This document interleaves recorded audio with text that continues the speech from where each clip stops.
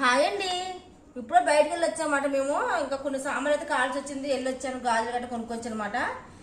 బజార్కి వెళ్ళి వచ్చిన తర్వాత అయితే ఇంకా ఇదంతా క్లీన్ చేసేసాను. మార్నింగ్ అడిగాను కానీ మళ్ళీ ఇప్పుడైతే నైట్ పెట్టేసుకొని పడుకుందాం కదా ముగ్గు అనుకొని మొత్తం ముగ్గు అయితే పెట్టేశానండి. ప్రస్తుతానికి అయితే అది కడిగేసి గడపకి అయితే ముగ్గులు పెట్టేస్తున్నాను. బొట్టు పసుపు బొట్టు పెట్టేస్తున్నాను గడపకి అయితే కనుక. తర్వాత అయితే ఇంకా గుమ్మ ముందు అయితే బియ్యం పిండితో ముగ్గు వేస్తానండి. హాయ్ అండి. ఇప్పుడైతే అష్టదళ పద్మం కూడా పెట్టేశానండి. ఇంకా కంప్లీట్ గా కలిసి ముగ్గుతో పెట్టేసాను అనమాట. ఇదంతా ముగ్గుతో పెట్టడానికి రావట్లేదు, ఇది సరిగా లేదు అనమాట. బియ్యం పిండి రావట్లేదు అనమాట. దానివల్ల లైన్ రాకపోవడం వల్ల నేను ఇక్కడ వరకు పెట్టానండి. ఇది శుక్రవారం ముందు రోజు నైట్ పెడితే చాలా మంచిదంట.